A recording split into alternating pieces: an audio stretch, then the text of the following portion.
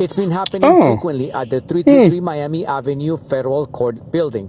Janet Correa's husband was detained this week. According to her immigration lawyer, he has already been placed on expedite removal. That's unfair. Wow. It is unfair. Wow. I'm so sorry. I can't do it. Let me ask you. I'm going to say that to my mom. My mom has a bad time. Judel, It's like when I see stuff like that, I'll be kind of sad because I'll be wanting to care. Like it's like 10% of me, like I'll be wanting to care, but then I'll be like, yeah, you didn't. You didn't give a fuck. Not until it started affecting y'all anyway. I will vote for Donald Trump. Hey, that shit kind of slide though. I will vote, yeah, for Donald Trump. Y'all was getting it. Y'all was jigging. See, but why y'all gotta do that though? Like, why y'all gotta like make songs and wear the merchandise and wear the hat and get the tattoo? That's too many receipts of y'all looking stupid. I mean, I fuck with the bars, I fuck with the flow, but y'all gotta change the lyrics up a little bit now. Y'all gotta change the lyrics up. Now y'all gotta be like, Donald Trump, yeah, he got my vote. Yeah, now Donald Trump putting us on a boat. You know what I'm saying? You gotta say Trump, you gotta roll the R's with it. It's dope though. There's a fantastic video of Cubans celebrating Donald Trump. Oh, yeah. Have you seen it? They have the MAGA hats, and they're playing the congas. It's like Donald Trump, es mi favorito. Donald Trump, Donald Trump es mi favorito. Donald Trump, ¡huepa, huepa, hey! Donald Trump es mi favorito.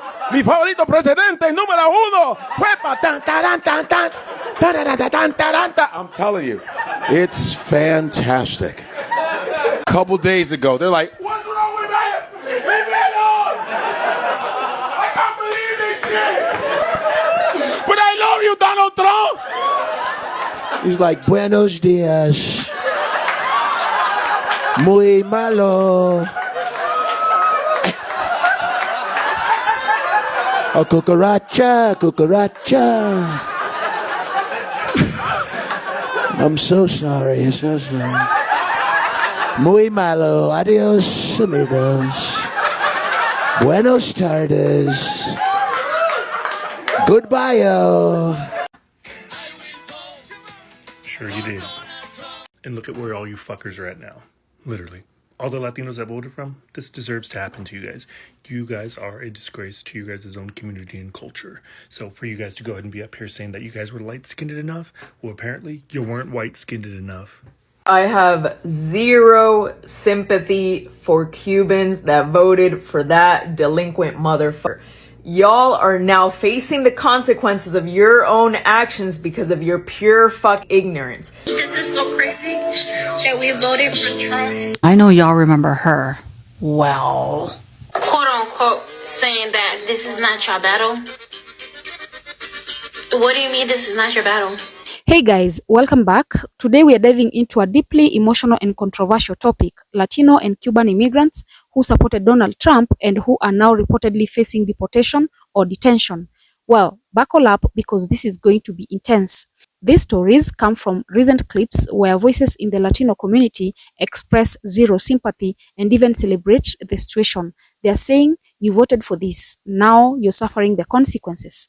What's really happening? We have multiple cases, including Cubans who supported Trump, some refugees on humanitarian parole who are now detained by ICE, some at the federal courthouse on 333 Miami Avenue facing expedited removal or deportation. And the tone from the community speakers is harsh. They call these individuals as a disgrace, ignorant, foolish, and say things like, you're reaping what you sowed, or even, I couldn't be happier. That level of vitriol from their own community, that's striking. Now, why does this matter on a broader scale? Because it flips our expectations. Typically, we would expect solidarity within immigrant communities. But here, there's a sense of betrayal, not just by the policies, but by the people who supported them. Okay, here's the breakdown. First, we'll look at the context and tone, what these clips reveal. Next, we'll dig into the human stories, detained husbands, politicized deportations. Finally, we'll explore the broader implications, what this means for political identity, tribalism, and community unity. First of all, we're not asking for help. Let's get that straight. second of all, if you want to stand for your rights, then this is your fight too. We are sick and tired that people are attacking each other, and y'all want to make yourself really known. This is the problem now. Whenever Mexican and Latinos get together, we know how to come together and fight. But what do y'all do? Y'all go against each other. This is the same person who didn't come together with her own undocumented grandparents and voted to have ICE deport them. And yeah, you had to learn how to protest real quick to try to get yourself out of the mess you created after you not only stabbed the Black community in the back on November 5th, but when you stabbed yourself, your family, and your own community in the back. We know how to protest the right way.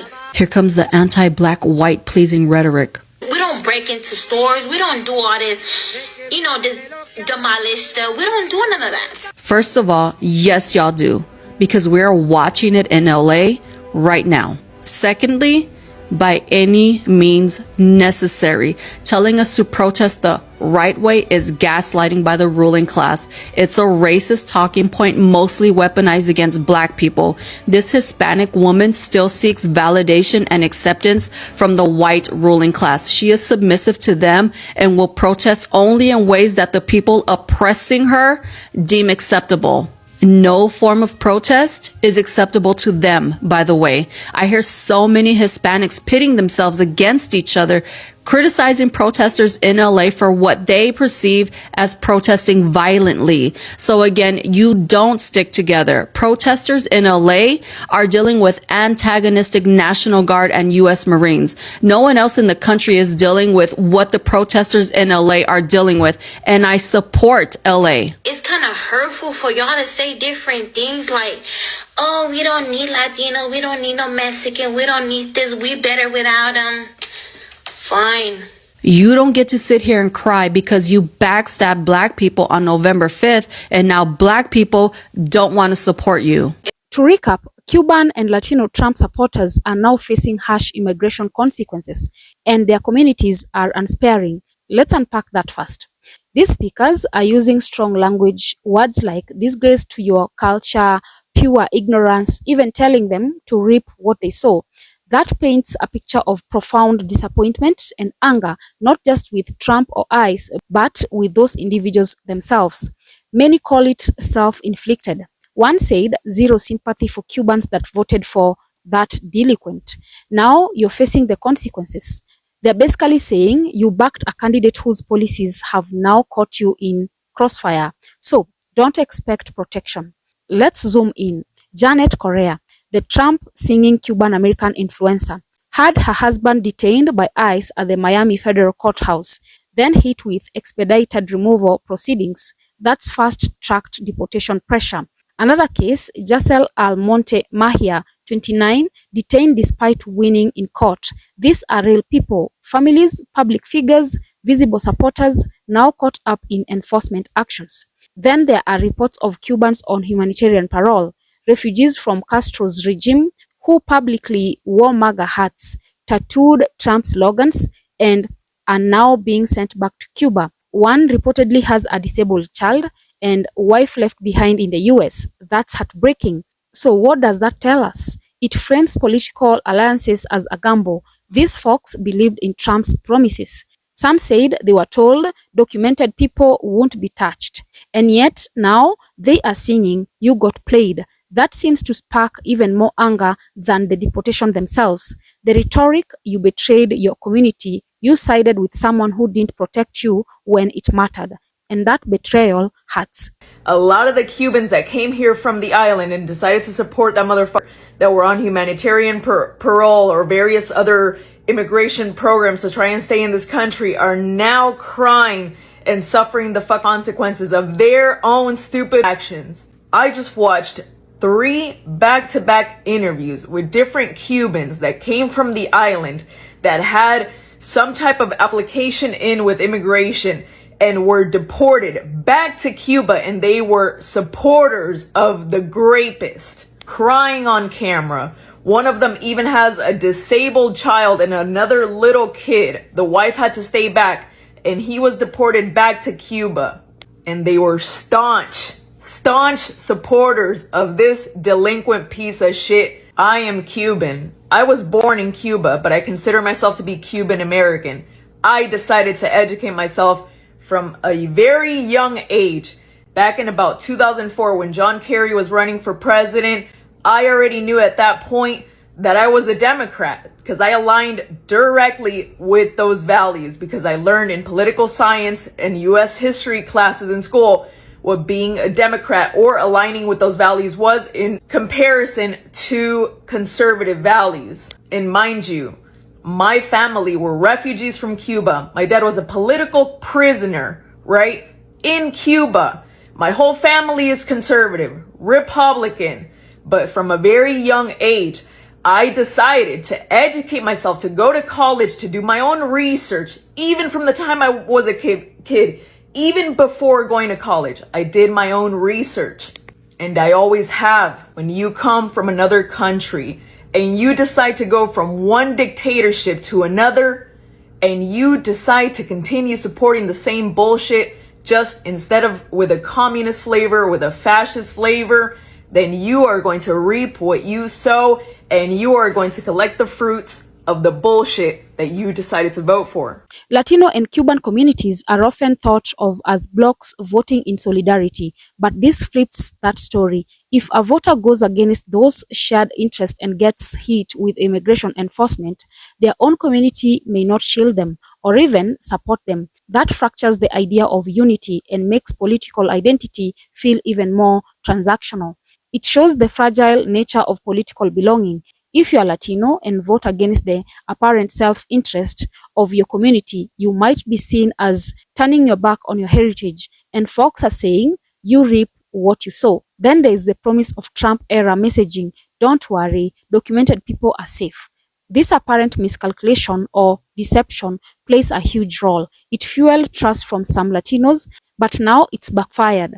In a sense, it's a political cautionary tale, whatever your ideology. Vote for someone whose policies don't protect you. You might end up harmed by their actions. Then where does the responsibility lie? With the voter? With the political messenger? That tension is unmistakable here. This backlash carries strong moral judgment. It isn't just disappointment, it's anger, shame, and a desire to hold these individuals accountable. Calling them a disgrace to your culture, mocking their tattoos and MAGA chants, that is punishment in emotional form. It also raises a question. Is there any room for empathy? Even if someone made a political mistake, should we cheer when their family is split apart? The clip shows very little empathy. Instead, there is a sort of moral outrage, like they made their bed, but we have to ask, does that strengthen community or just deepen wounds? This phenomenon isn't just one of stories. It reflects deeper dynamics. The peril of political absolutism. If you stray, you risk isolation. Broken promises from politicians, especially around immigration, the power of community in enforcing norms and identity, with intense social policing. What does it mean for inclusive politics? It tells us marginalized communities may still punish outsiders, even their own, if they feel betrayal is involved. And that's a reminder, identity politics can turn both inclusive and exclusive, sometime in the same breath. I would invite you all to think, is this just justice? Or is it another type of grievance? When someone votes against what their community believes protects them, should they be written off entirely? And what about misled, deceived voters who believed the promise was safety? Guys, let me know your thoughts in the comments. Did these individuals deserve this? Or is it a deeper failure of promises, policies, and what political alliances truly means? Well, guys, if this information was helpful, please don't forget to subscribe, like, and share as well. And until next time, bye-bye.